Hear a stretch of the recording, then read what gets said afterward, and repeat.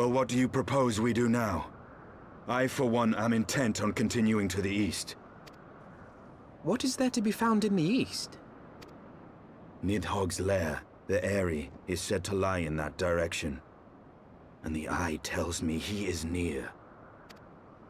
You cannot still mean to slay him. You cannot still mean to stop me. I have been true to my word, and aided you in this fool's errand with Hraesvelgr. But your efforts at parley have come to naught, Lady Iceheart. I would see Ishgard saved, and for that, Nidhogg must die. With the tale of our ancestors' vile betrayal yet ringing in your ears, you speak of continuing this war? Nay, lady. I would but pierce its vengeful heart. When Nidhogg dies, this war shall die with him. A moment, Estinien. You yourself spoke of the Great Worm's strength, that you believed him powerful enough to raise your city to the ground. How then are we few to challenge him? Even behind the stout walls of Ishgard, with an army of knights manning the defenses, our victory would be hard won. Yet you propose to contend with the beast in his own lair. In close combat, this will afford us an advantage. And with two Azure Dragoons working in unison, who can say what might be possible? But such speculation is meaningless if we cannot even find the worm. Our first task must be to seek out Nidhogg's lair. The story of this nation grows bloodier by the moment. Must death always be answered with more of the same? Such is the way of things, I fear. I shall consider it a miracle if mine armor is not stained crimson ere this conflict is ended.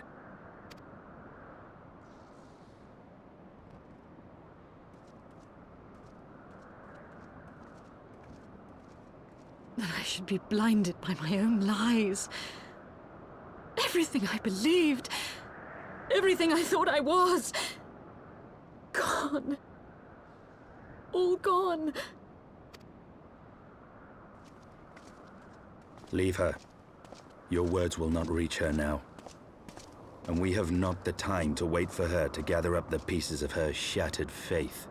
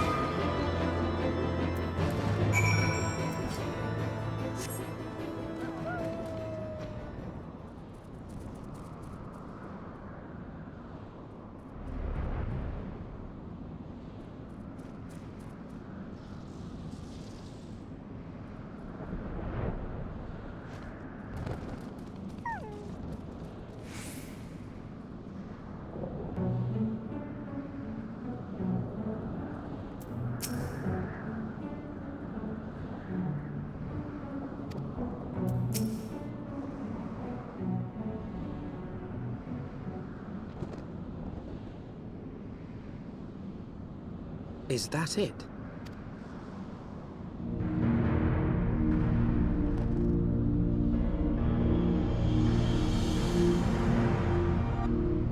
Aye, that would be the Aery.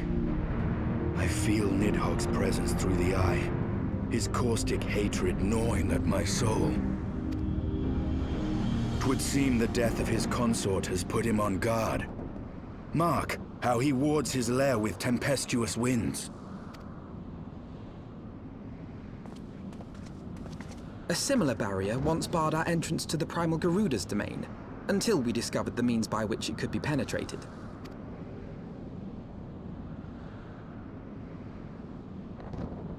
Mayhap it is time we called upon Master Garlond. 'Twill be just like the good old days, no?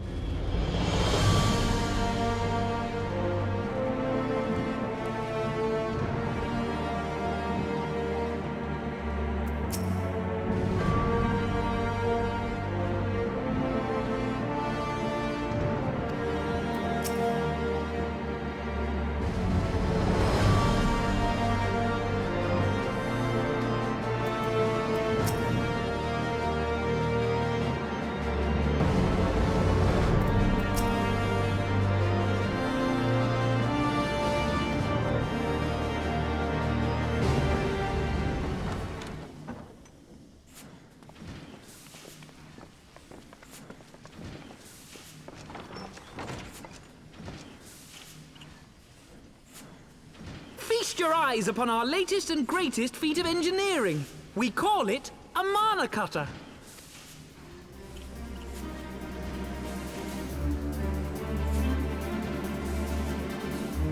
After you put down Gaius, Wedge and me struck out on our own for a bit, and started work on the successor to the tiny Bronco. Impressive little thing, isn't she? My talent for ship design has plainly rubbed off on them.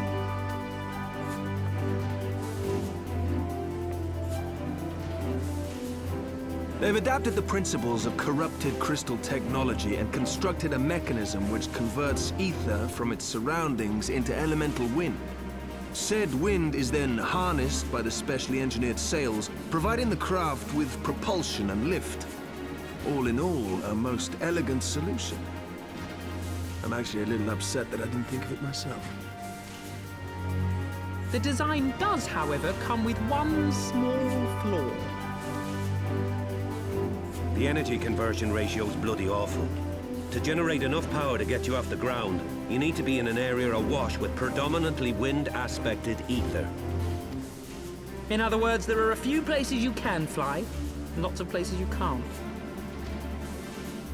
The new Ishgardian airship hasn't left the boys much time for tinkering, meaning it may be a while before this particular project takes off, if you'll forgive the pun.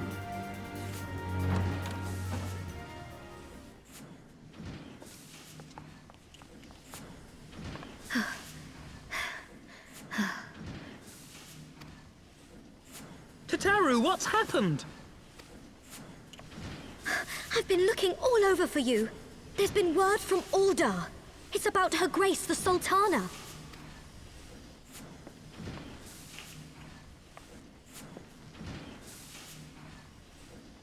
It seems you're required elsewhere. Leave the mana cutter with us. We'll see that she's airworthy and suitably equipped to slice through those winds.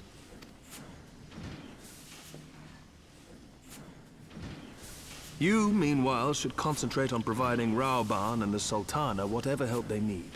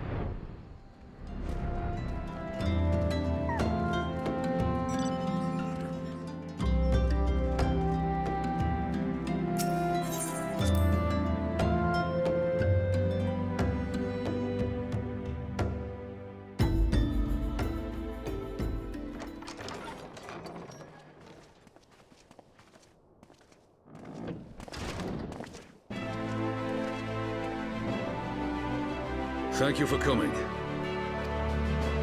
No thanks are necessary, General. I trust your recuperation continues apace. I cannot complain. Thanks to Higiri and her ministrations, I've regained much of the strength I lost during my imprisonment.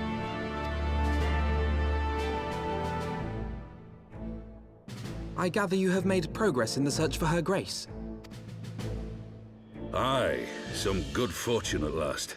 A few days past, Dulala informed us that a sizable shipment of alchemical supplies had been delivered to the palace.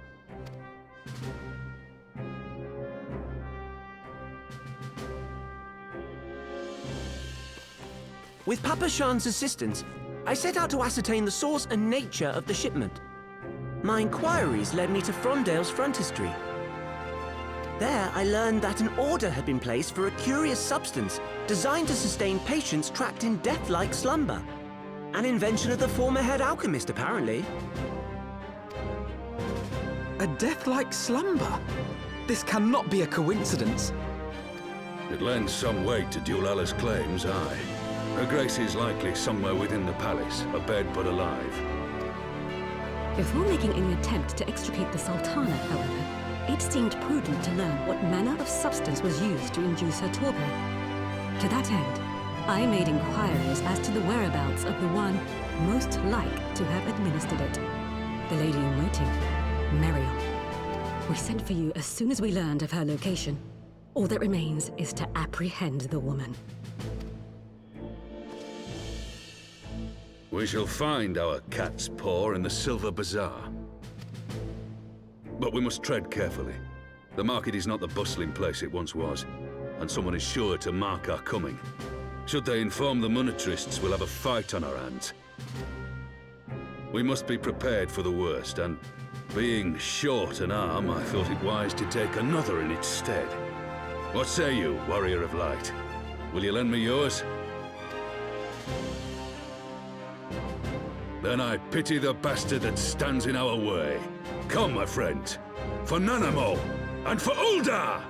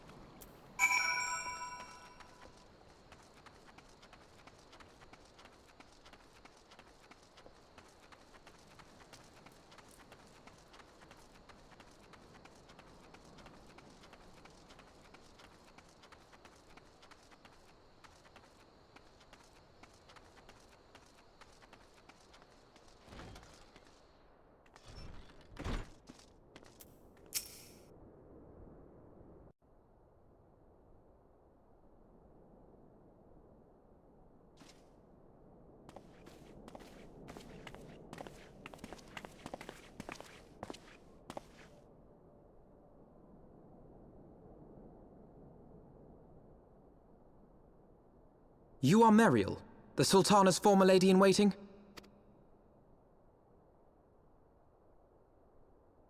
I know no one of that name. Pray excuse me.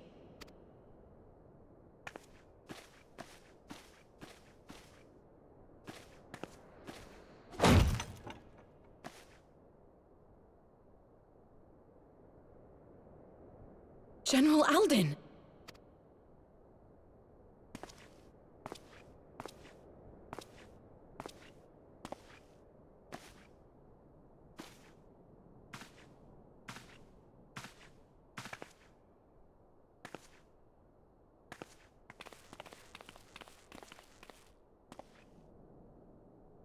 We will have the truth from you, girl.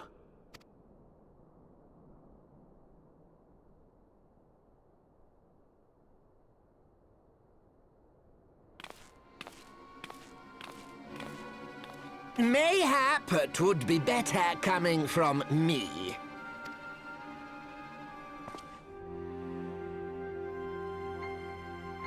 Lolarito, you'd best talk fast. As you know, Teleji Adeleji's Cartano reclamation bill was no more than a facade. A means to get his grubby little hands on that Allagan monstrosity Omega.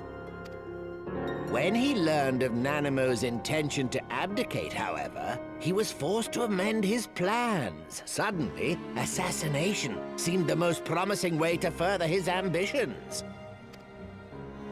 I am told Teleji had discovered a maid in whose veins ran the blood of House Thorn, a new, more pliable puppet to sit the throne. 'Twould have caused an uproar, of course, but few could have contested her claim.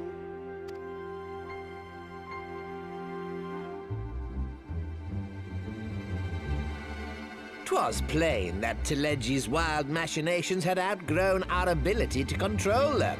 So I decided to usurp his scheme and left the fool to seal his own demise. And what of Nanamo? Oh, I have no desire to harm her grace. 'Twould profit me little to destabilize our government. Thus did I employ young Meriel here to administer a potent sleeping potion in place of a poison.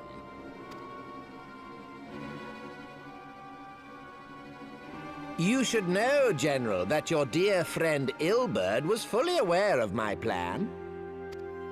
I had him lie about the assassination as a means to prime your rage against Teleji. We weren't entirely sure how you would react, but things went rather better than expected. You conniving little worm! You had your claws in the Crystal Braves before their first recruit had sworn to serve! But of course, when a new game begins, 'tis only prudent to have a piece on the board. Ilberd was mine. Truth be told, a significant proportion of the Braves' initial endowment was also mine. With such large sums moving about, 'twas a rather trifling matter to disguise my own contribution. Ah, Ilberd. I secured his services with a promise to support his cause once my authority had been solidified. I swear, the man thinks of naught but prizing Alamigo from the grasp of the Empire. Unlike you, General, the poor fellow seems quite unable to forsake the land of his forefathers. Mayhap that's why he called you a traitor to your people and a disgrace to your homeland, amongst other things. What was it he always compared you to? Oh, yes, an overgrown lapdog begging for scraps at the Sultana's table. Oh, how we laughed. Alas, Ilberd's entertaining little outbursts eventually gave way to wearisome tirades, and the zealous brute became rather unruly. I had no wish to see you executed, you understand, but he would not take no for an answer. Rest assured, his employment with me has long since ended. Which brings us neatly to the present. What say you, General? Both you and the Sultana are alive. We have one corpse and one fugitive. And preparations have been made to restore your good name. Shall we cry quits and start again with a blank ledger? The hells we will! Do you honestly expect me to forgive and forget? After all you've done? You're guilty of high treason! Stay your blade, Master Ul'dahn. You yourself are not innocent. Or have you forgotten your own crime in executing Teledji Adeledji without trial? Though you acted out of loyalty to the Sultana, such deeds are in violation of both the word and spirit of the law.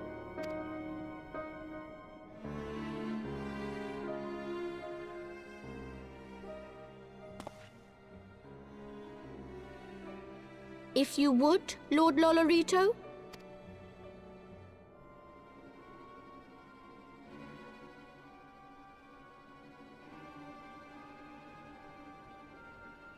This potion will wake the Sultana from her slumber. Consider it a gesture of conciliation. You will find Her Grace resting comfortably within her private chambers. Should you doubt my word, I shall willingly accompany you to the palace as your hostage.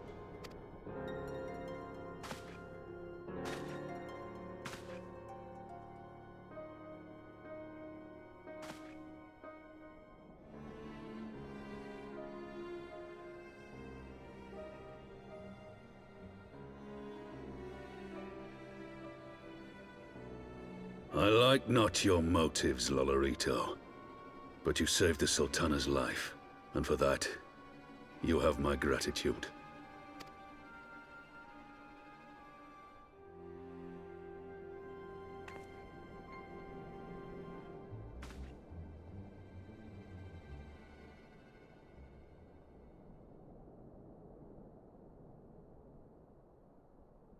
Rauban Aldin, you are hereby reinstated as General of the Immortal Flames. The citizens of Ul'dahn shall once more be united under Nanamo Ul'namo, and together we shall usher in a new age of prosperity.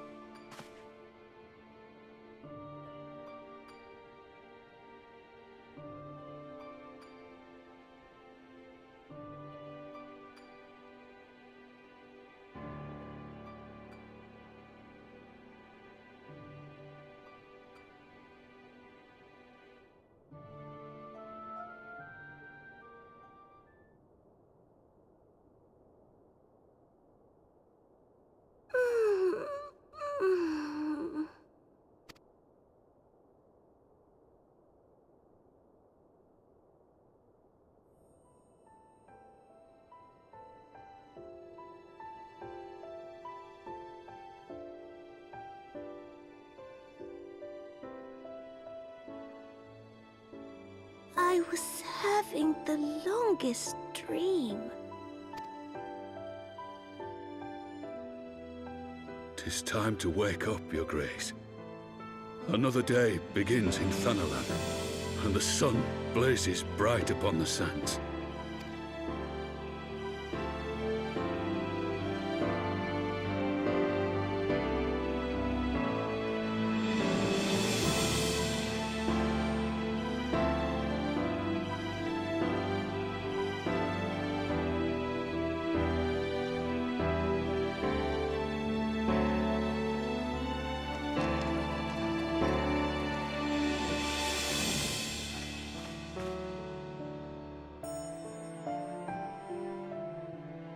Her Grace is awoken. The palace physician assures me she's none the worse for her slumber.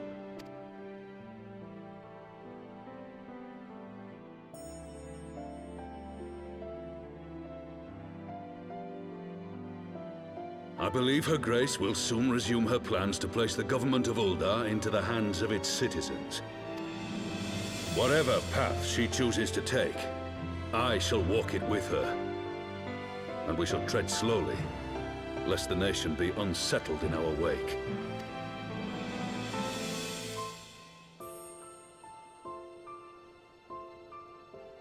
Her Grace's compassion is a shining beacon to us all. But what our city truly thrives upon is competition. 'Tis in the struggle against our rivals that opportunities are seized and fortunes made. And with the Empire on the offensive once more, now would hardly seem the time to turn our system of government upon its head. Are you privy to new intelligence, my lord? I would hardly call it new. Remind me, what was the name of that enormous Imperial warship which met its end in Mordona? Oh, wait, I have it. The Agrius, yes, well. 'Twould appear that the Garleans have been hard at work on another such vessel. How close are they to completing this ship? Is it operational? Its maiden flight was a success, I hear. I should imagine Emperor Varys is eager to see how it performs in battle. My lords and ladies, I move that it is time to repair the damage caused by Telegi Adelegi and prepare our great nation to repel the Empire once more.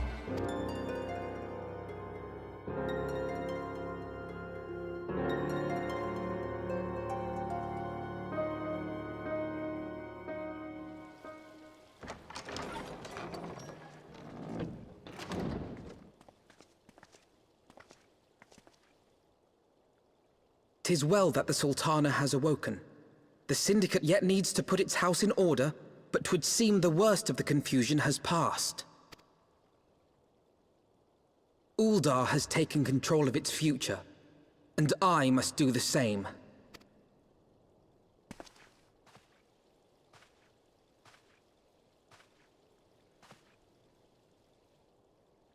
I have decided to disband the Crystal Braves. Among the recruits, there were those who supported our Order's goals and convictions with all sincerity. 'Tis my hope that these loyal men and women will choose to remain our allies in the battles to come.